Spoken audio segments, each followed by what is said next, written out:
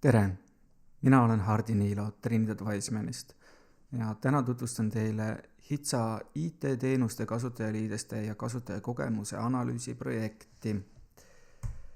Projekti eesmärk oli saada ülevaade tänaste teenuste kasutajateekondadest ning nende kasutatavuse probleemidest, kirjeldada ideaalsed kasutajateekonnad, kirjeldada mõõdikud kasutatavuse mõõtmiseks ning luua kasutajaliideste stiilijuhised teenuste arendamiseks. Projekt algas sügisel 2019 ja lõppes 2020 aasta kevadel ja kestis umbes 8 kuud. Projekti käigus olid vaatluse all 9 HITSA süsteemi ja need süsteemid andsid sisendi praeguste kasutajateekondade osas ja olid aluseks ka kasutajaliides disaini loomisel. Järgmisena lähme siis tehtud tööde ja tulemite juurde. Projekt algas sisendinfo kogumisega. Selle tarvis viidi läbi 3 grupi intervjuud HITSA-poolsete võtmeisikutega ja 20 individuaalintervjuud õpilaste, õpetajate ja õppeosakonna töötajatega. Nemad esindasid HITSA süsteemide lõppkasutajaid. Grupi intervjuude eesmärgiks oli saada ülevaade organisatsiooni eesmärkidest, vajadustest, ootustest, probleemkohtadest ja piirangutest seoses teenuste veebilehtedega. Kokku viidi läbi 3 poolstruktureeritud grupi intervjuud HITSA võtmeisikutega. Esindatud olid siis tooteomanikud, kasutajatoe spetsialistid ja juhid. 3 intervjuu peale kokku oli siis 12 inimest kohal. Siin ma olen siin välja toonud paar peamist punkti, mis grupi intervjuudelt kõlama jäid. Esiteks, et projekti tulemid peaksid olema reaalselt rakendatud, et see ei tohiks nõuda ülemäära suurt eelarvet ja ajakava. Siis, et HITSA süsteemid võiksid olla sarnased, aga mitte liiga ühesugused. Ehk siis, et peaks säilima mingil määral oma toote brändimise võimalus. Ja siis, et kindlasti peaksid HITSA süsteemid olema kasutatud ka väikestel ekraanidel. Praegult on see paljudele süsteemidele murekohaks. Individuaalintervjuude eesmärgiks oli välja selgitada HITSA teenuste kasutajate eesmärgid, ülesanded, eelnevad kogemused, käitumisharjumused, hirmud ja muu sarnane. Kokku viidi läbi 20 intervjuud, esindatud olid õppurid, õpetajad ja õppeosakonna töötajad. Siia on toonud siis mõned punktid, mis individuaalintervjuudelt kõlama jäid. HITSA süsteemide kasutajate kirjelduse kohaselt oleks tulevane ideaalne haridusteenuste keskkond säärane, kus siis kõige olulisemad õppedus kasutatavad keskkonnad oleksid koondatud ühte süsteemi ja nad oleksid seal ilusasti grupeeritud, esilehelt kättesaadavad. See süsteem oleks siis võimalikult suure funktsionaalsusega, et ei peaks erinevates kohtades käima ega mitmeid teenuseid kasutama ja see võiks olla välimuselt puhas, kindlate toonidega ning hästi selge ülesehitusega, et oleks loogiline, lihtne ja intuitiivne kasutada. Ehk siis kontrastiks vast praegusele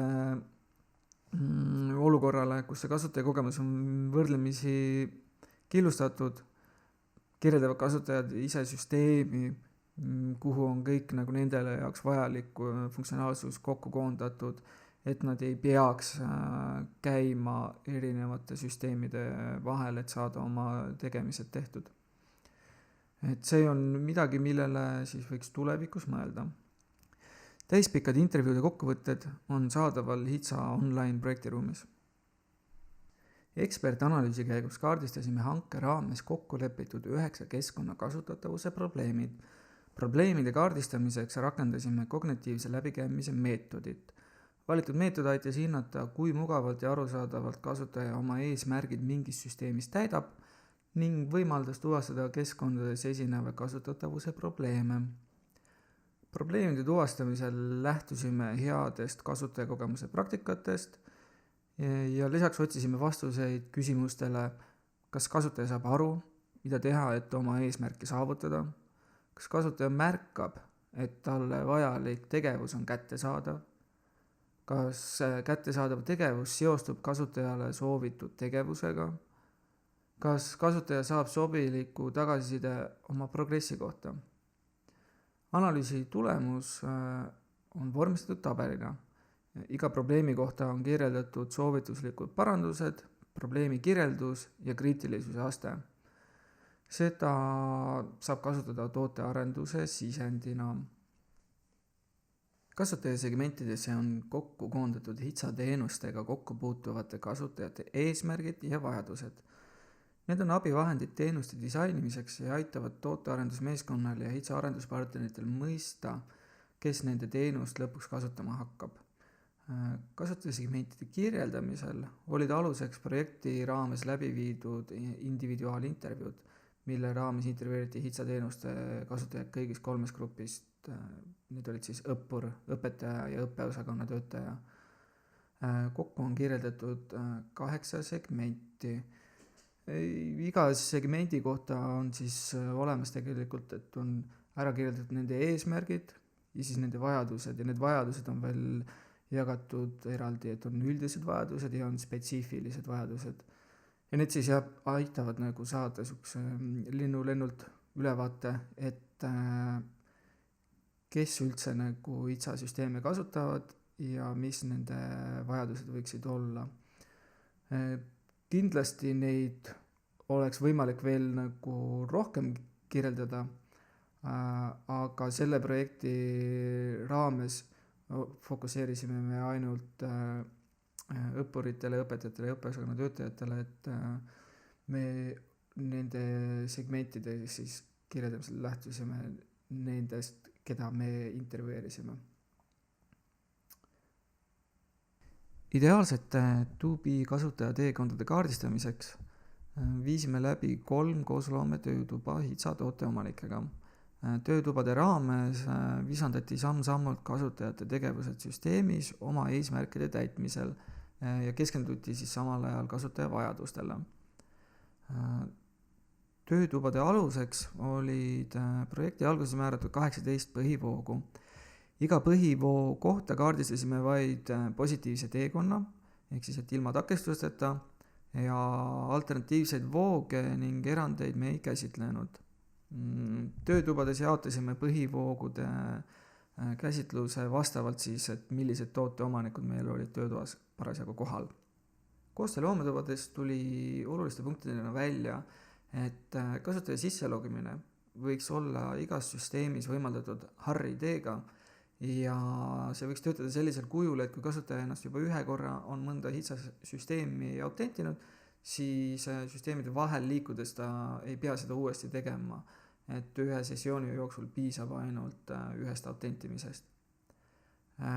Siis lisaks tuli välja, et kasutaja võiks saada sisse logida ühte süsteemide ülesesse keskkonda, kus siis lisaks üldinfole oleks kokku koondatud ka viited erinevate keskkondadele. Et see võiks toimida siis justkui mingisuguse HITSA spetsiifilise töölauana. Siis, et tuli välja ka, et on võimalus sarnaste või seotud teekondade keskkondade vahel tekitada rohkem sidusust. Näiteks siis, et EIS-is testide tegemine, et sealt võiks olla viited erinevatele lisamaterjalidele e-koolikotis ja e-koolikotis materjalide juures võiks siis olla näiteks viited ka EIS-i, kus on sellega seonduvad testid, et kasutaja jaoks oleksid need viited olemas. Ja siis tuli välja ka veel, et erinevate koolituste materjale võiks hoida e-koolikott keskkonnas, kuid siis tuleb kindlasti tähelepanu pöörata sellele, et täienduskoolituste materjalid on tihtipeale tasulised. Ja digitaalsel kujul need kasutaja teekonnad on siis saadaval projekti veebikeskkonnas. Läbi viidud kasutatavuse analüüsi põhjal koostasime mõõdikud, mida saab kasutada HITSA erinevate teenuste kasutatavuse mõõtmiseks. Mõõdikute koostamise aluseks võtsime Majandus- ja Kommunikatsiooniministeeriumi mõõdikute süsteemi dokumendi. Ja siis selle loodud mõõdikute süsteemi peamine mõte on koondada erinevad süsteemi näitajad üheks kõikehõlmavaks mõõdikuks. Ja näiteks võib siis selleks üheks kõikehõlmavaks mõõdikuks olla süsteemi kasutatavuse määr. Ja see skaala oleks selline, et hea kasutatavus oleks vahemikus 50–75% ja suurepärane kasutatavus oleks 75–100%. HITSA spetsiifiliselt tegime me erinevate teenuste kasutatavuse mõõtmise süsteemi teenuste ülese ja võtsime aluseks tüüpfunktsionaalsused, mis erinevates süsteemides saadaval on. Ja nendeks tüüpfunktsionaalsuseks said siis näiteks otsingud, andmesisestusvormid, navigatsioonimenüüd, tabelikomponendid. Ja need komponendid või need tüüpfunktsionaalsused said valitud siis vastavalt meie põhivoogudele, ekspertanalüüsile, et need olid need komponendid, mida me nägime, et on erinevates süsteemides kasutusel ja saab nagu igale poole rakendada. Kasutajaliidese disainitööde käigus valmis meil siis kujundusfail, kus on paika pandud erinevad disainiotsused, mille põhjal saab HITSA IT-teenuseid edasi arendada ja neile kasutajaliidesed disainida. Ja nüüd ma käin üle siis selle kujundusfaili ja tutvustan põgusalt, et erinevad otsuseid, mis sai tehtud kasutajaliidese disainitööde käigus. Et nüüd te näete siis Figma faili, mida me kasutasime siis kujunduse tegemiseks. Ja siin on siis ära näidatud kõik erinevad disainiotsused, mida ühes disainisüsteemis vaja on. Näiteks on meil siis siin ära näidatud värvide süsteem, mis sai alguse HITSA olemasolevast CVI-st ja täiendasime seda siis vastavalt süsteemi vajadustele, et oleks võimalik teha erinevaid komponente ja nende eriseisundeid. Nagu meil siis grupi intervjuudest välja tuli, oli HITSA üks soov see, et erinevad süsteemid oleksid justkui ühte nägu, aga samas neid oleks võimalik mingil määral eristada. Ja selle tarvis sai siis disainisüsteemi pandud sisse võimalus igal tootel ise valida siis, millist värvipaletti ta tahab kasutada, aga et see värvipalett siis mõjutab ainult teatud komponente kogu kasutajaliideses. Ehk siis, et see on võimalik valida siis põhimõtteliselt, milline on päise taust, milline on logovärvid ja neid siis nagu kombineerida. Et siin need detailsemad kirjeldused, et kuidas see süsteem töötab, on ära kirjeldatud siis siin kujundusfailis. Siis on meil ju ära kirjeldatud tüpograafia reeglid. Me alustasime siis samamoodi jällegi olemasolevast CVI-st. Sealt me saime siis sisendiks, et kasutada Roboto kirjatüüpi, mis on hea populaarne kirjatüüp, toetab palju erinevaid keeli ja tal on olemas erinevad raskused.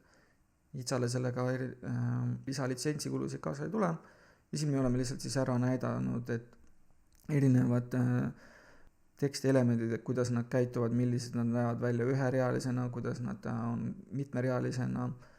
Meil on siis olemas pealkirjade stiilid, meil on olemas ka, et näiteks kui kusagil on vaja mingisuguseid uudiselaadseid või mingisuguseid bännerilaadseid tekste teha, siis nende jaoks on olemas ka display teksti suurused, kuidas sisutekstid välja peaksid nägema ja millistele reeglitele peaks mõtlema või tähelepanu pöördama, kui on sisuteksti küljendust vaja teha. Siin meil on olemas ikooniteek, valisime siin siis community versiooni material design iconsitest, mis tähendab seda, et eksisteerib material design icons, mida toodab Google ja siis eksisteerib selles community versioon, ehk siis, et on ports inimesi, kes siis on võtnud selle Google'i variandi ja pannud sinna oma ikoone juurde, mis siis näevad välja, et nad on sellised, et nad on justkui samast perekonnast, aga siin on nagu rohkem ikoone lihtsalt kui selles Google'i pakutud variandis, mis on jällegi tasuta ja sellest eksisteerivad nii veebifondi versioonid, SVG versioonid kui raster versioonid ehk siis PNG versioonid. Siis on meil olemas küljenduse reeglid. Kogu küljendus on ehitatud ikkagi 12 tulba peale ja siis baasvõrgustik on meil 8x8 pikslit, ehk see siis tähendab seda, et erinevad komponendid ja nende dimensioonid lähtuvad number 8 ja nende 8 korrutit ja selle number 8 korrutistest.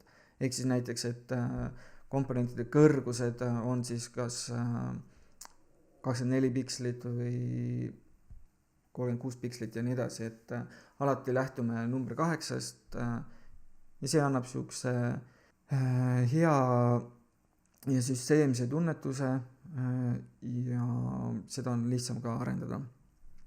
Siis meil on ära näidatud ka, et kuidas küljendada väikestele ekraanidele.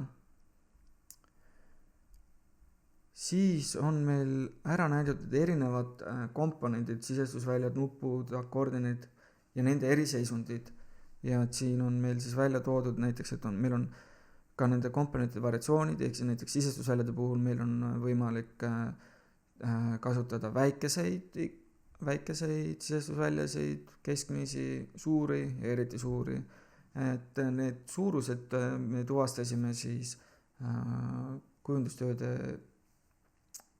eeltööde käigus, kus me käisime üle olemasolevad süsteemid ja tegime inventuuri nende komponentide pealt. Ja sealt oli siis näha, et erinevates süsteemides on erinevates suurustes komponendid kasutusel ja tõenäoliselt on ka seda tulevikus vaja, et saaks siis erinevates kohtades kasutada erinevaid suuruseid. Siis interaktiivsetel komponentidele on ära näidatud ka, et nende vaikimisi väljanägemine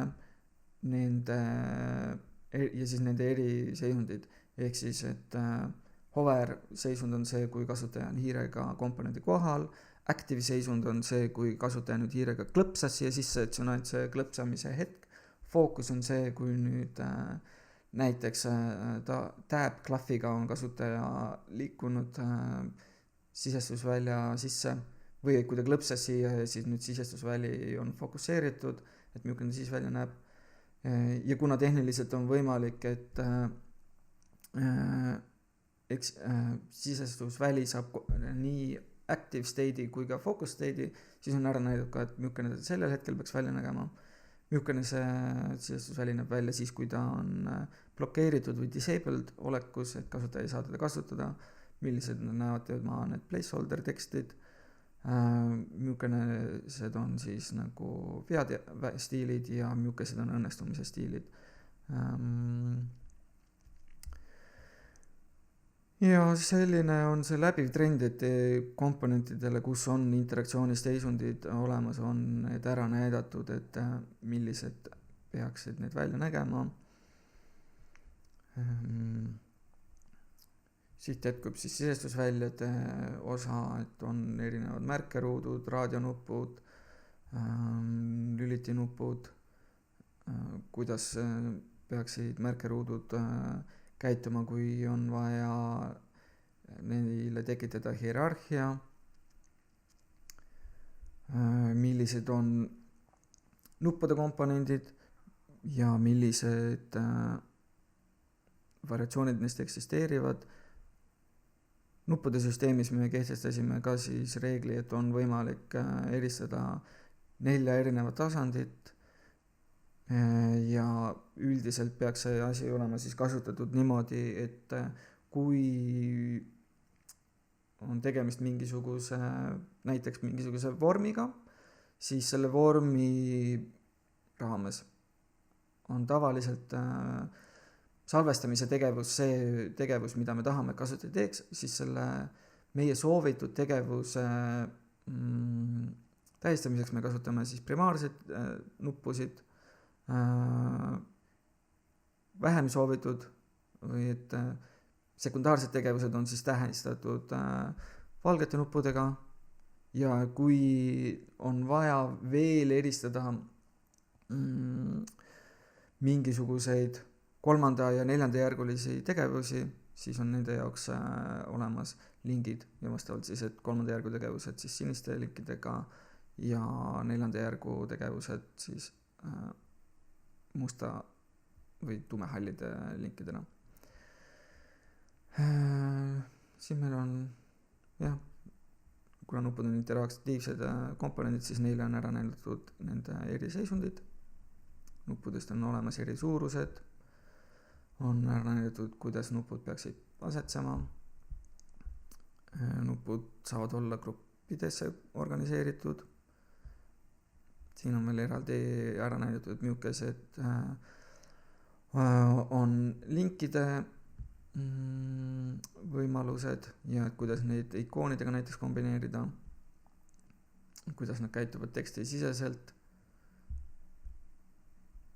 näidised, kuidas koostada vormi, millised küljendusreeglid siin võimalikud on. Meil võivad olla väljade kohal, sisestusväljade sildid ja sildid võivad olla ka väljade ees. Meil on olemas loendid ja nende reeglid. Meil on olemas erinevad SAK-i komponendid, meil on eristatud siis, või meil on ära näidatud, et näiteks kui on alla joonitud SAK, siis võib seda kasutada niimoodi, et siin on ainult tekst või siin on kombineeritud ikoon ja tekst või siin on numbriloend ja tekst või et on ikoon lausa teksti kohal. Siis meil eksisteerib ka piirjoonedega, välise piirjoonega SAK-ide komponent ja neid on veel siis omavahel võimalik kombineerida lihtsalt selle alamjoonega SAK-idega komponendiga. Pikemate protsesside jaoks on meil olemas viisarde komponendid ja sellest eksisteerivad siis variatsioonid, et kui on horisontaalne või on vertikaalne, on olemas reeglid, et kuidas siis äärmuslikel juhtudel peaksid käituma eriti pikad nagu protsessid ja kuidas et neid peaks kuvama. On olemas erinevad kaartide komponendid, mida siis saab kasutada näiteks ülesannete kasutajaliidestes või siis ka mingite materjalide tulemite, otsingutulemite loeteludes. Meil on olemas siis akordion komponendid, mida saab kasutada nii ühetasandilisena, kui saab neid ka mitmetasandilisena kasutada. Ja et see sisu näited, et kuidas võib seda kombineerida erinevate komponentidega, tekstidega, tabelitega või et isegi kuidas seda märkeruutudega kombineerida ka. Navigatsiooni jaoks on meil olemas nii vertikaalne vasakmenüü, mis võib olla mitmetasandiline ja on ära näidatud, et kuidas ta võiks käituda, või siis on meil olemas ka horisontaalne menüü, et vastavalt oma nagu tootevajadustele saavad tooteomanikud või tootemeeskonnad siis otsustada, et milline lahendus neile paremini sobib. Meil on olemas tagi komponendid, mida saab siis kasutada ka ainult tekstina, ikooniga, ikoon pluss nupp, mõlemad korraga, tekst ja nupp. Neid siis saab kasutada näiteks erinevate teemade tähistamiseks või siis erinevate otsinguparameetrite tähistamiseks, et neid saab siis välja lülitada, kui on vastav parameetri sisse lülitatud kasutaja poolt.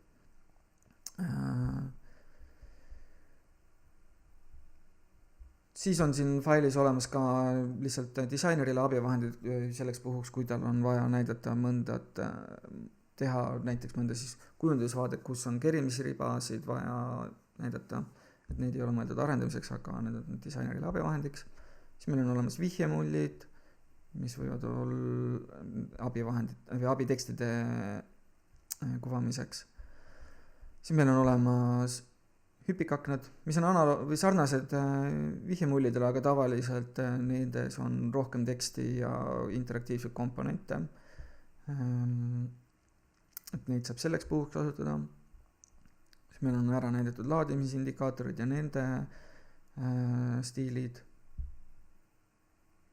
erinevate siis nagu andmekirjetele, millel on staatused, näiteks tabelirida, et neile saab staatuseid kasutada, kuvada. On ära näidatud tabelid ja kuidas neid kasutada, dialoogiaknad, millised reeglid siin kohalduvad ja et milliseid variatsioone sellest eksisteerib. Põhimõtteliselt eksisteerib kolme laiusega dialoogiaknaid. Süsteemi tagasiside teavitused, et meil on infoteavitused, neutraalsed teavitused, veateavitused, õnnestumise teavitused ja hoiatusteavitused. Küpsise teavitus, näidised, et kuidas endale logo kokku panna.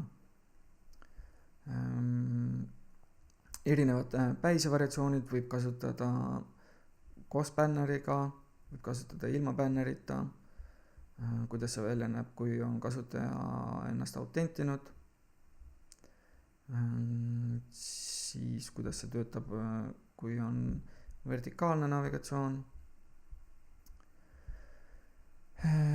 Ja siis on meil olemas ka erinevad vealehed ja süsteemi alus ka. Ja lisaks siis veel ka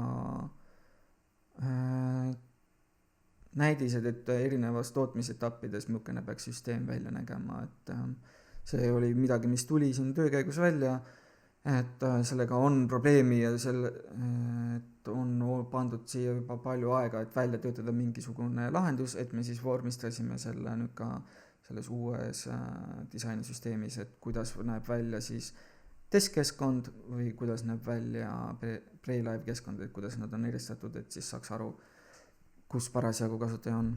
Nende komponentide põhjal valmisid siis ka näidisvaated, mis siis tehti ACE-süsteemi jaoks, kus siis on ära näidatud, et kuidas need siis konkreetselt ACE puhul oleksid nagu kokku pandud.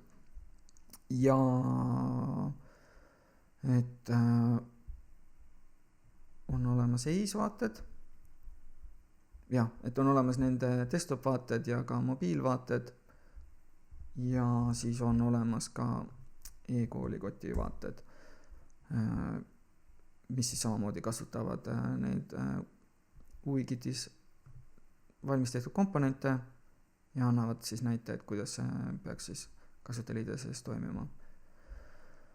Ja neid vaated me siis kasutasime ka kasutatavuse testimisel ja vastavalt, mis siis samamoodi kasutavad neid UIKIT-is valmis tehtud komponente ja annavad siis näiteid, kuidas see peaks siis kasutajaliide sees toimima.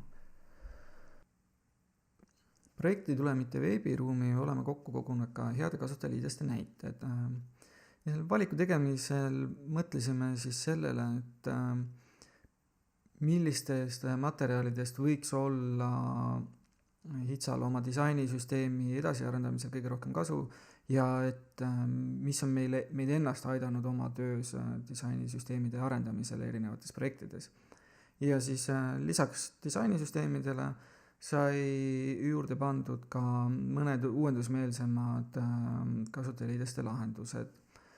Need viited on saadaval siis projekti veebiruumis ja siin ta on jaotatud niimoodi, et alustuseks on disainisüsteemid, mis enamuses on suured ettevõtted suurte süsteemidega ja iga siis selle näite juurde on ka toodud mõni mõte, mis meie arust pälvis erilist tähelepanu. Ja selles suhtes, kuna kogu see disainisüsteemi maailm on arenev maailm, siis on täitsa hea variant vaadata, et mida suurte ressurssidega ettevõtmised suudavad välja mõelda ja et spikerdada, kuidas nemad oma süsteemides kerkivaid probleeme on lahendanud. Muidugi kõik ei ole alati kuld, mida sealt leiab, aga vaatamist väärt kindlasti. Lisaks siis suurtele korporatsioonidele oleme siia pannud ka paar riiklikku disainisüsteemi, millest üks eeskujulikumaid näiteid on Suurbritannia näide. Ja nemad on oma avalike teenuste arendamise väga ilusasti online'i riputanud ja sealt on palju väärt lugemist leida. Ja siis uuendusmeelsemate kasutajaliideste lahenduste juurde sai päris palju valitud erinevaid 3D lahendusi, mis on niisugune kasvav trend ja kuna tehnoloogia on järgi tulnud selles mõttes, et kasutajate arvutid on võimsamad ja veebilehitsejad on võimsamad, siis see, ma arvan, et on ka HITSA kontekstis täitsa mõeldav mõne haridusmängu tegemiseks või mõne õpilastele suunatud esitluse või muu säärase tootmiseks. Võib täitsa sellele 3D lahendustele mõelda. Ja siis lisaks sai siis pakutud ka üks niisugune kasvav trend on siis tumeda teema valimine. Ja siis on siin üks punkt oli ka vestluspõhised sisesusvormid, et see on ka niisugune hea viis, et kuidas teha natukene inimlikumaks muidu näiliselt igavaid vorme. Siia alla oleme koondanud siis kasutajate intervjuudest välja toodud heade näidiste mainimised. Panime projekti veebiruumi kirja ka kasutajakogemuse disainimise põhimõtted ja parimad praktikad. Siia alla kirjeldasime siis mõned mõtted, mis võiksid aidata tooteomanikel oma tooted paremaks teha. Näiteks olen siia välja toonud siis kasutaja vajaduste hierarhia,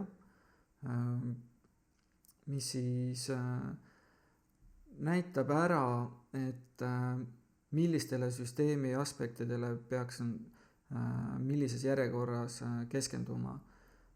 Ehk siis, et esmajärgus tuleks hoolitseda selle eest, et selle vajaduste hierarhia alumised osad oleksid täidetud enne, kui liigutakse mõne järgmise etapi juurde. Ja siin selgituseks siis, et kui seda püramiidi nüüd vaadata kasutajaliidese ja kasutajakogemuse disainimise kontekstis, siis kõige alumisem osa, et süsteem peab olema funktsionaalne, siin on mõeldud seda siis, et toode või teenus on tehniliselt võimeline pakkuma kasutajale seda, mida kasutajal vaja on. Näiteks siis, et kui on tegemist autentimise teenusega, siis see võimaldab kasutajale ennast autentida. Või et kui on taotluse esitamise teenus, siis see võimaldab esitleda taotlust.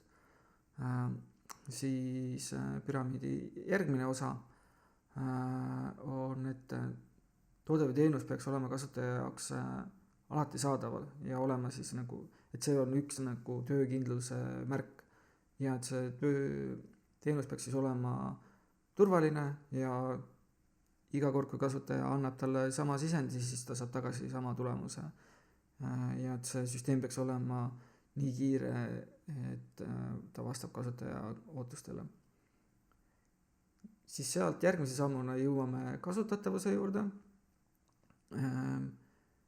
mis siis selles etapis nüüd oleks mõistlik alles hakata keskenduma sellele, et kas mu toode või teenus on kasutaja jaoks intuitiivne, et kui palju kasutaja vajab abi selle toote kasutamisel või juhendeid, otsida võimalusi siis nagu selle vähendamiseks, vajaduse vähendamiseks. Kui tekivad uued funktsionaalsed süsteemi, siis need on kasutaja jaoks iseenesest avastatavad. ja et see kasutajaliideses esitatud informatsioon on siis esitatud kasutaja jaoks selges keeles ja struktuuris. Ja siis kasutajakogemuse kõige see ülemine ots, milleni jõutakse alles siis, kui kõik eelnevad osad on täidetud, on siis see, et kasutajakogemus on kasutaja jaoks nauditav, et toote kasutamine pakub talle rõõmu ja et siis see toote esitlus vastab tema ilumeelele. Lisaks on meil siis soovitused, et investeerige aega, et oma kasutajate tundmaõppimisse, kaasake neid testimisele ja oleme kirja pannud ka mõned psühholoogia põhimõtted, mida on võimalik kasutajaliidese disaini juures rakendada. Aga et see põhjalikud materjalid on kättesaadavad siis projekti veebiruumis. Disaini etapis valminud komponendid ja nendega seotud disaini otsused on siis vormistatud ka HTML CSS kujul stiiliraamatusse. Nüüd ma annan kiire ülevaate sellest stiiliraamatu rakendusest. Kõik asjad, mis olid kujundusfailis nagu tehtud, need on siis kirjutatud ka CSS-iks ja see CSS on mõeldud siis HITSA toodete arenduses kasutamiseks ja siin on nagu ära siis dokumenteeritud, et millised komponendid koodis välja näevad ja kuidas nad käituvad. Stiiliraamatuga selles etapis tuleb kaasa ainult HTML ja CSS ehk siis, et erinevad interaktsioonid, mis vajavad JavaScripti, see on vaja igal tootel ise teostada. Küll aga kuna see CSS-i teostamiseks on alla võetud Bootstrap CSS raamistik, siis on põhimõtteliselt võimalik kasutada jQuery pluginaid JavaScripti interaktsioonide teostamiseks, kui on soov. Aga et kui on soov kasutada toote arendamiseks Angulari või mõnda Reacti või Vue'd või veel mõnda muud JavaScripti tehnoloogiat, et siis see tuleb hetkel ise teha. Aga siin on siis jah, et on ära näidatud, et erinevad komponendid ja millised nad välja näevad ja nad on siin interaktiivsed ja lisaks siis nagu komponentidele on meil olemas ka HTML näited e-koolikoti ja EASY vaadetele. Ja need vaated on siis ka kohanduvad, ehk siis, et nad töötavad ka siis väikestel ekraanidel. Iga komponendi kohta on siis siin näha tema eelvaade ja siis ka tema HTML, et mida siis on vaja rakendada, et saada sama tulemus.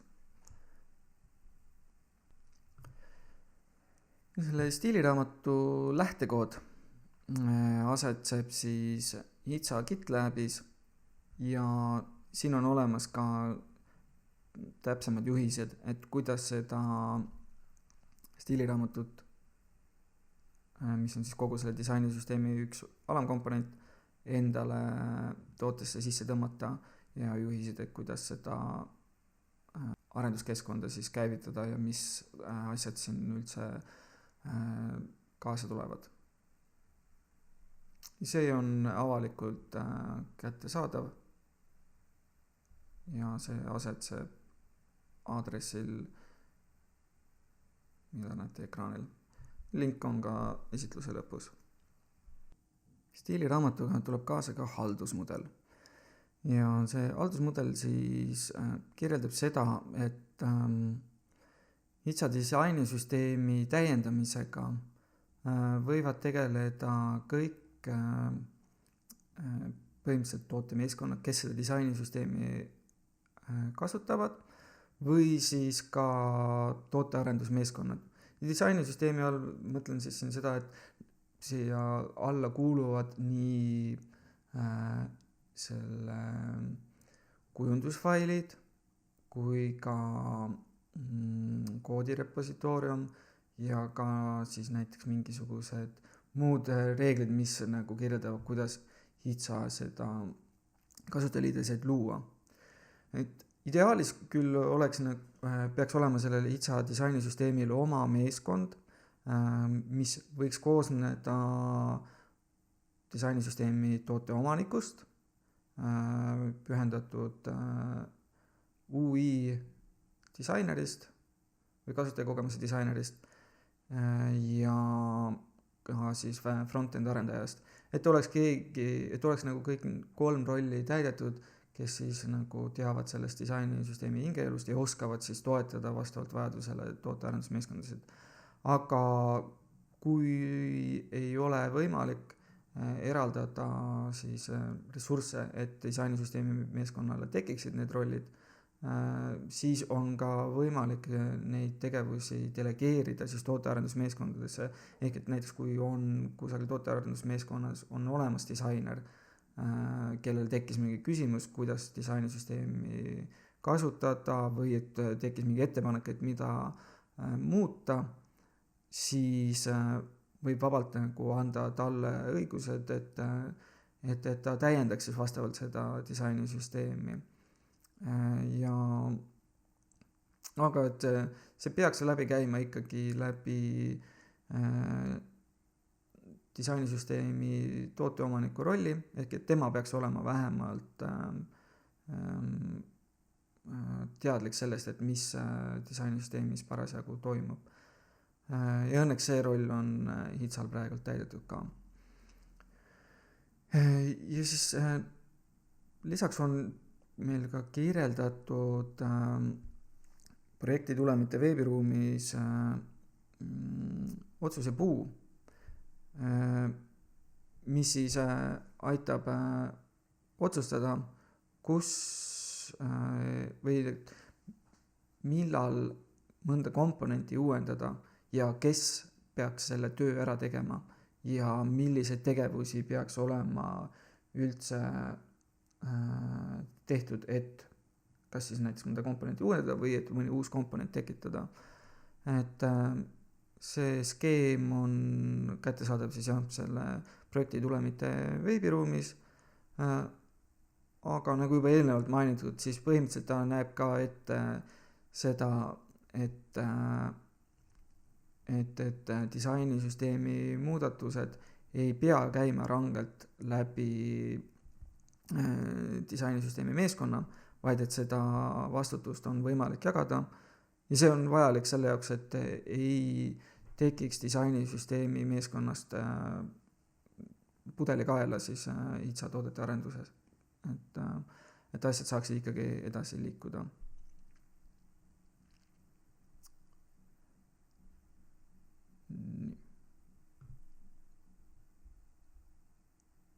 Lisaks oleme siis ära kirjeldanud ka peamised punktid, mis meie hinnangul võivad tekkida, kui ühes organisatsioonis. Lisaks oleme ära kirjeldanud ka siis peamised riskid, mis võivad tekkida organisatsioonis disainisüsteemi ja sellega kaasa tuleva stiiliraamatu rakendamisel. Et siin on siis näiteks, et kui tootemeeskonnad ei taha võtta stiiliraamatut kasutusele, siin on mõeldud seda, et siis meie kogemusel tavaliselt ikka on iga muudatus hirmus inimeste jaoks ja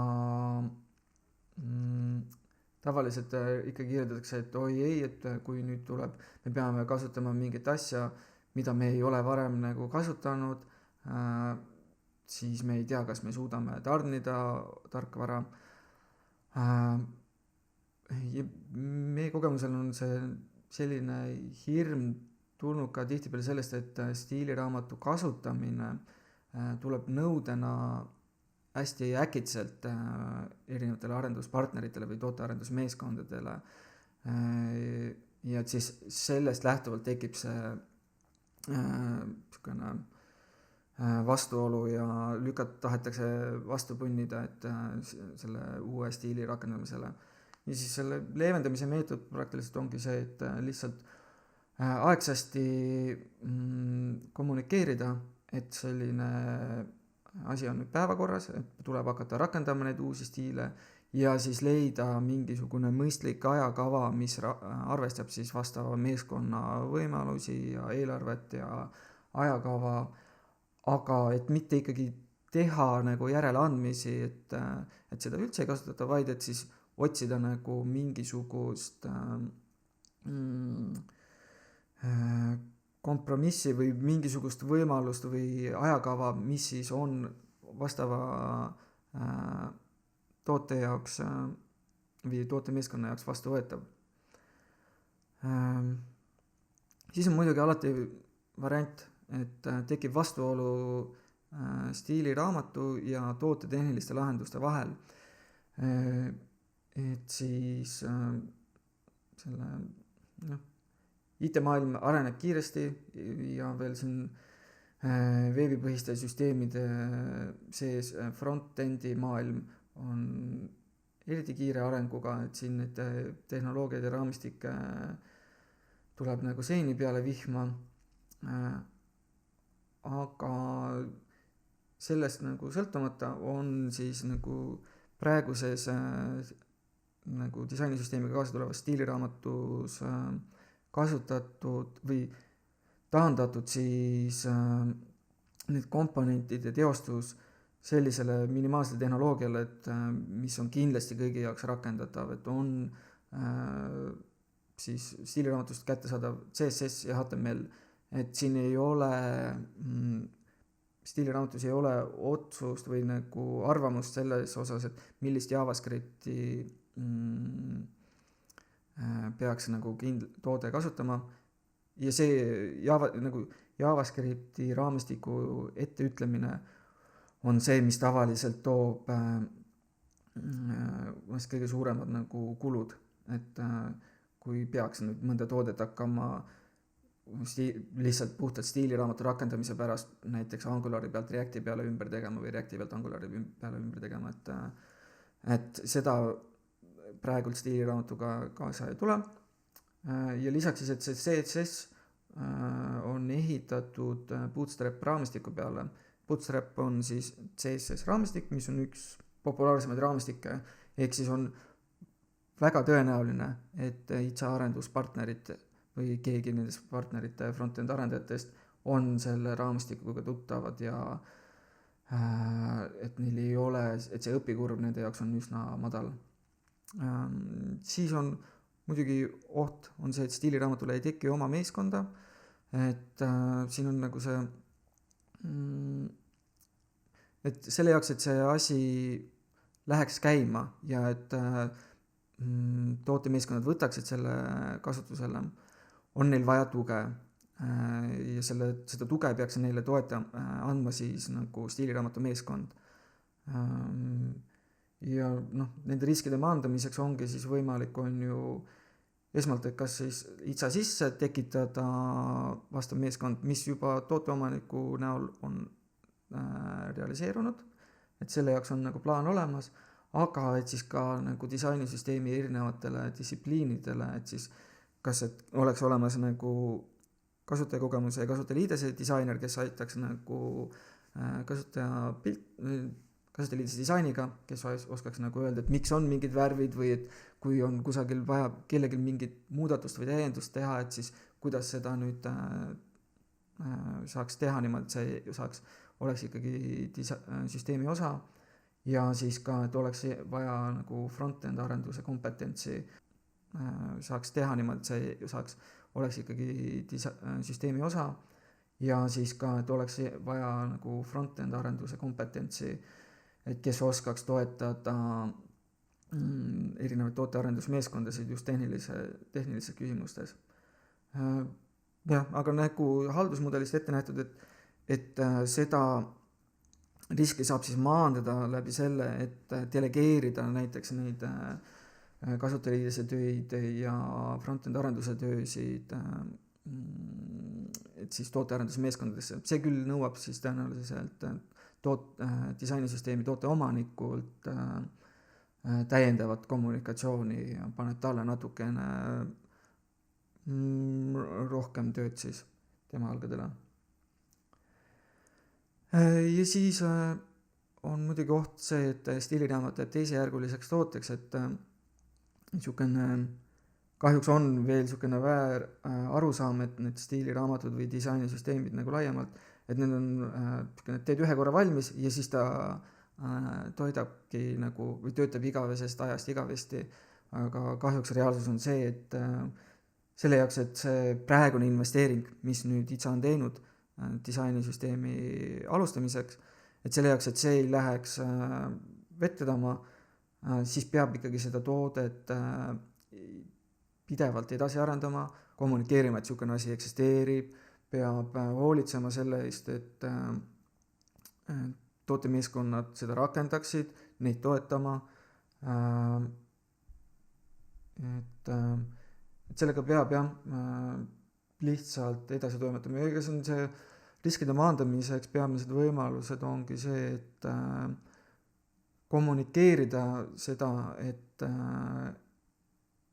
see nõuab kõigilt panust ja osalust, et ei ole võimalik ühe raksuga seda asja ära võtta või ära lahendada ja siis lihtsalt jätta kuskile unustuste hõlma. Ja lisaks peab siis nagu lisaks on siis neid üks nagu see maandusvõimalus ka see, et riskimaandusvõimalus see, et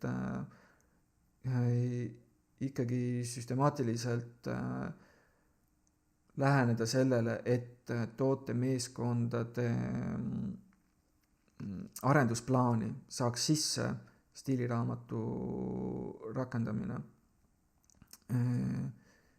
Ehk siis, et tavaline see olukord on see, et ikka öeldakse, et oi, et me ei saa nagu nüüd hakata uusi stiile üle võtma, et meil on vaja mingit funktsionaalsust tarnida, mis on mingil määral tõde, aga siin tuleb otsida nagu siis võimalusi ja et ei pea siis nagu seda stiiliraamatut ju kõik korraga võtma, vaid et saab need tööd jagada väiksemateks etappideks ja teha seda siis mitmes järgus, et võtta kasutusele see disainisüsteem ja siis ka selle disainisüsteemiga kaasa tulev stiiliraamat.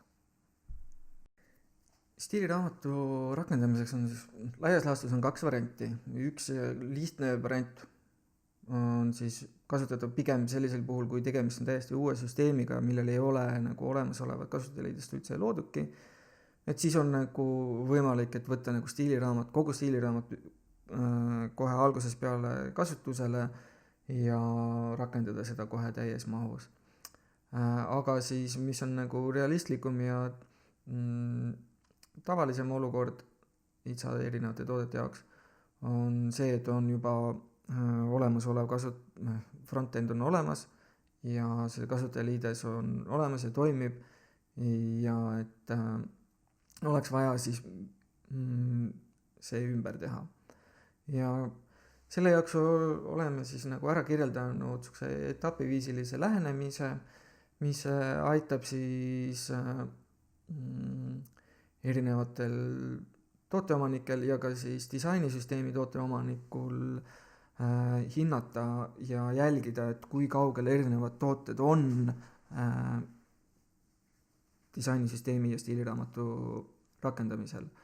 Ja see asi algab siis põhimõtteliselt etapp 0-ga, kus ei ole seda tootel hetkel ei ole veel üldse igasugune seos nagu stiiliraamatuga puudub, ei ole nagu ühtegi tööd veel, tehnilist tööd selles osas tehtud ja puudub ka igasugune plaan nagu selle stiilide rakendamiseks, et see on niisugune nullseis, mis on põhimõtteliselt praegune olukord. Siis järgmine etapp oleks see, et tootele tekib plaan.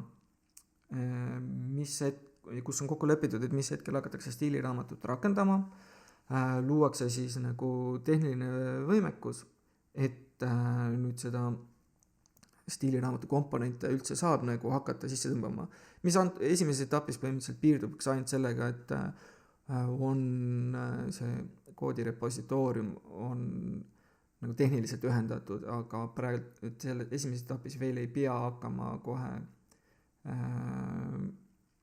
stiili rakendama, aga et on siis olemas plaan ja on siis võimalik jälgida, et millal seda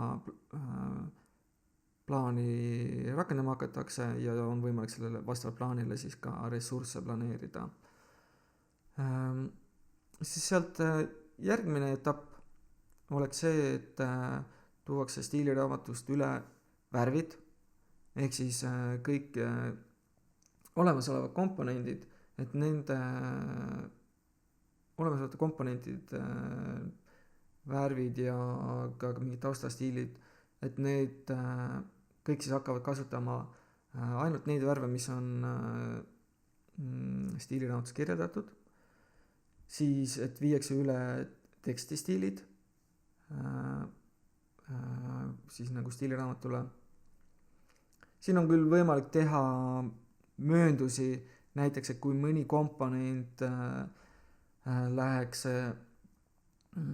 katki nüüd tekstistiili uuendustega, siis võib selle komponendi spetsiifilised tekstiuuendused jätta hilisemasse etappi ja baasstiilide alla käiksid siis ka ikoonid, et vahetatakse süsteemis üle kõik ikoonid siis stiiliraamatus kirjeldatu vastu. Siis järgmine etapp sealt edasi oleks juba tuumikkomponentide rakendamine, kuhu alla käivad siis süsteemi päis ja alus, tuuakse üle nupud, lingid, sisestusväljad, vormid, veateated, tabelid, loetelud ja siis ka küljendus, et see viiakse üle siis tulpade süsteemile. Et selles etapis juba suurem osa rakendustest saaks võrdlemisi lähedale stiiliraamatu väljanägemisele. Ja siis 4. ja viimane etapp oleks kogu stiiliraamat, et siis kus siis tuuakse üle ka kõik ülejäänud komponendid vastavalt vajadusele. Et selles suhtes, et kui kusagil komponendis ei ole mõnda akordioni lahendust kasutatud või et ei ole tag'e või midagi sihukest kasutatud, siis neid ei pea nagu lihtsalt, et neid ei pea üle tooma, et kasutada ikkagi nagu neid komponente, mis olemas on. Ja siis iga etapi juures vastavalt nagu komponendi rakendamisele on siis soovituslik üle vaadata ka vastava komponendiga seotud kasutusmugavus, et näiteks kui tuleb käsile peamenüü vahetamine, et siis tasub ka kriitilise pilguga hinnata näiteks kogu süsteemi navigatsiooniskeemi. Et see oleks siis hea võimalus, et kui juba toimub niisugune suurem muudatus, et siis vaadata üle ka see kogu see süsteemi arhitektuur või infoarhitektuur. Ja siis projekti veebiruumis on ära kirjeldatud ka abimaterjalid ja tabelid, et mis aitavad siis disainisüsteemi tooteomanikul jälgida, et kui kaugel erinevad tootearendusmeeskonnad stiiliraamatu rakendamises on. Siia slaidile olen välja toonud siis paar olulisemat viidet materjalidele, mis on avalikult kättesaadavad.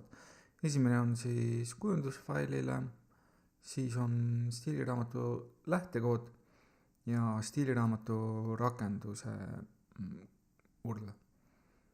Ja see ongi minu poolt kõik.